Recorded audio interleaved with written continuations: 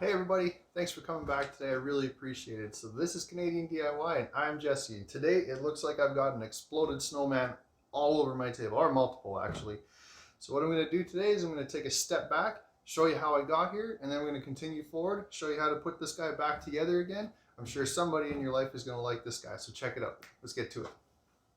So these are all the pieces that make up the snowman. I've got my felt for the bottom, my buttons for the nose, the mouth, and the body, my nose, my pipe, my hat brim, the actual body of the snowman that's made out of a post, a 2-inch wide piece of felt for the tall ones, and an 1.5-inch wide piece of felt for the short guys. I'm going to start by cutting down a cedar post. That's a 4x4 post. I'm cutting my tall guys to about 15 inches and my short guys to about 12 inches. I didn't do whole crazy like exact measurements. I wasn't worried about that. Now I've got a 1/4 inch thick, 1.5 inch wide, 4-foot long piece of poplar here. Now I'm just cutting it down into 5-inch segments, and this is going to make up my hat brim.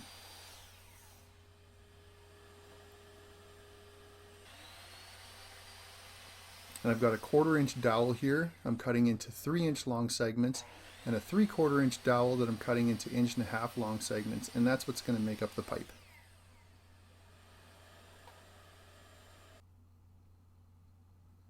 I'm just taking a 1/4 inch drill bit, drilling about 3/8 to 1/2 inch deep into my 3/4 inch dowel, and I'm just going to take test fit. Make sure that I don't have to go a size bigger or ream it out, but it fits perfectly fine. A drop of glue is all you need. It doesn't have to be a whole lot. It's not like there's any force in this guy. And then just clean up any remaining squeeze out. I'd kind of force it back in there to fill in any cracks that may have come from splinters. Now for the nose, I'm using the exact same type of poplar that I used for the hat brims. I'm measuring over 3 inches, cutting out a whole bunch of them, and I'm just going corner to corner to give myself some oblong shaped triangles. That way nothing looks perfectly symmetrical. You get that little artsy flair to it. But you can cut these out however you want. I've got a jigsaw. I don't have a bandsaw or anything like that, or a scroll saw, but if you do, feel free to use it. From there, we got to sand all of the bodies and just sort of rough up the edges to get off all the little burrs and stuff like that from the hat brim, the nose, the pipes, things like that. So just clean everything up, and then we can go on to painting. Now when it comes to paint, I like to use a rattle can spray paint. The reason I like to do that as opposed to like a house paint is it goes on a lot thinner and fairly quick. It dries really fast, but it also goes on fairly thin, which makes it really easy to sand back afterwards and get that antique look that we're going for. So I'm just using a satin white, a satin black, satin orange, and then once I've got everything painted on the bodies, I'm going to go back and I'm just going to mask off with 2 layers of masking tape, about 3 inches on my 15-inch snowman and about 2.5 inches on my short snowman, and I'm just going to paint the caps. Make sure that the white paint is fully dry, however, before you apply your tape. Otherwise, the tape will peel off the paint if it's not.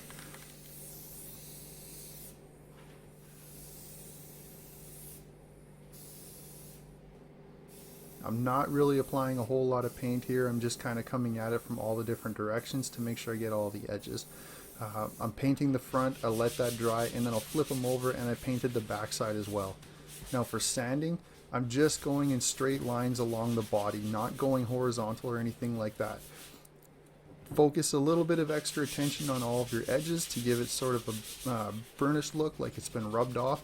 And I'm only sanding the white first, and then I go back and I'll sand the black afterwards. That way I'm not grinding white dust into the black and black dust into the white. I'm just using a medium grit sanding sponge. As you can see, it comes off really fast, very easy. It only takes a couple of passes.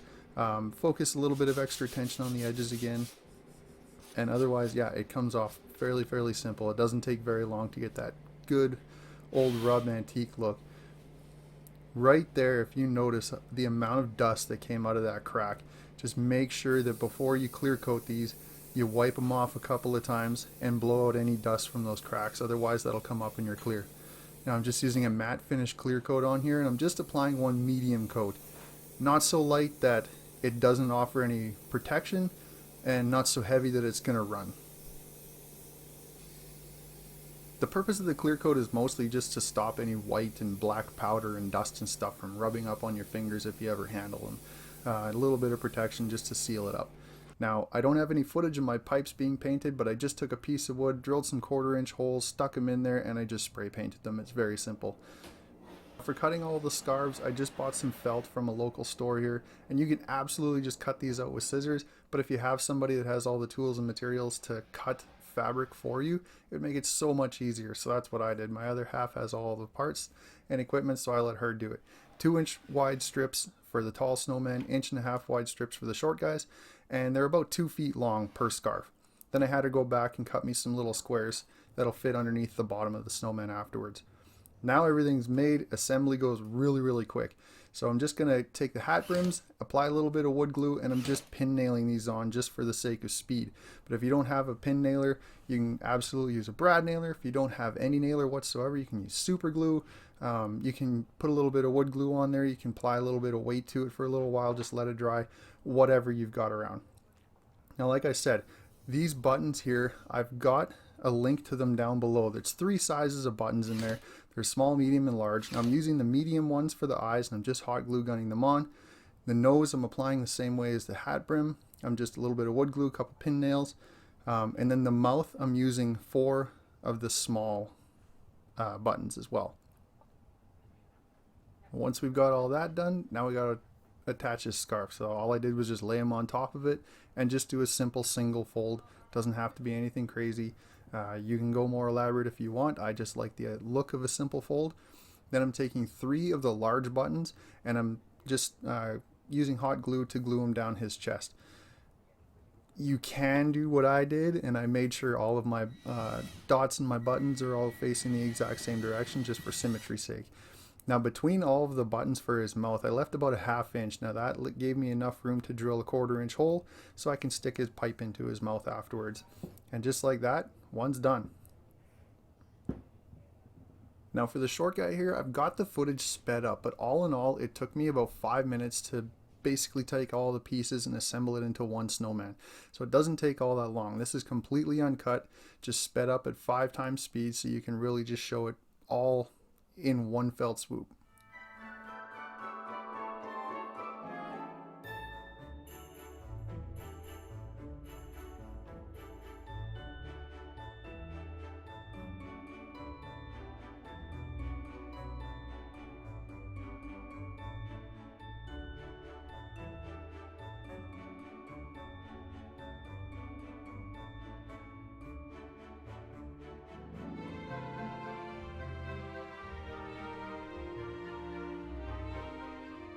I just want to take a quick sec to show you a little detailed edge that I added to the scarves. You don't have to do this, it's entirely optional, but take and fold the ends over, and then about 3/4 of an inch up, you're going to take your folded inside edge and cut it back towards the tip of the outside edge, and it'll give you that nice little detailed tail on it. And then to attach the felt pad on the bottom, all I did was add just a thin little bit of wood glue around there, and I just pressed it down and let it sit.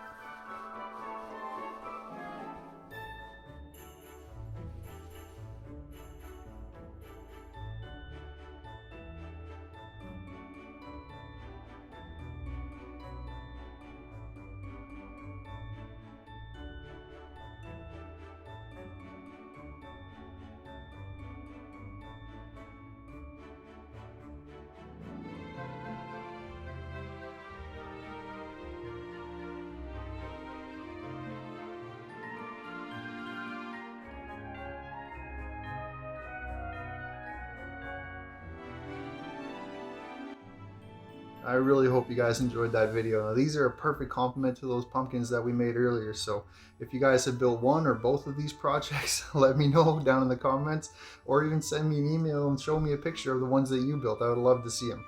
But otherwise, thanks for watching, you guys. I really appreciate it, and I'll see you guys in the next one.